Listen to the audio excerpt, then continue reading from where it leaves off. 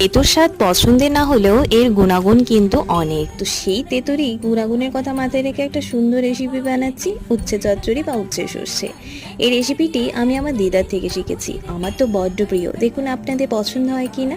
প্রথমে উচ্ছে আলু ভালোভাবে ধুয়ে নিয়ে কেটে নিয়েছি, যেমনভাবে আলু আমরা ভাজার জন্য কেটে থাকি। এরপর একটা পেঁয়াজও কেটে নিয়েছি। তারপর একটা কড়াই বসিয়ে তাতে 2 চামচ মতো সর্ষের তেল দিয়ে ভালোভাবে গরম হয়ে যাওয়ার পর পেঁয়াজ দিয়ে পেঁয়াজগুলো বাদামি বাদামি করে ভেজে নেওয়ার পর উচ্ছে আলু সমস্ত কিছু দিয়ে এপিট ওপিট ভেজে নেওয়ার পর সর্ষে কাঁচা লঙ্কা লবণ দিয়ে বানানো একটি পেস্ট, সেই পেস্টটা দিয়ে দিয়েছিলাম। তার সাথে পরিমাণ মতো লবণ হলুদ দিয়ে এপিট ওপিট ভালোভাবে ভেজে নেওয়ার পর পরিমাণ মতো জল দিয়ে মোটামুটি 5 মিনিট ঢাকা চাপা দিয়ে রেখে দিয়েছিলাম। এরপর দেখে নিলাম করলা আলু সমস্ত কিছু ভালোভাবে সিদ্ধ হয়েছে কি না। তারপর একটু কাঁচা সর্ষের তেল দিয়ে আরও 2 থেকে 3 মিনিট ঢাকা চাপা দিয়ে রেখে দিয়েছিলাম। ওর একটা প্লেটে সাজিয়ে গুছিয়ে গরম ভাতের সাথে পরিবেশন করলাম। কেমন লাগলো রেসিপি জানাবেন। ধন্যবাদ।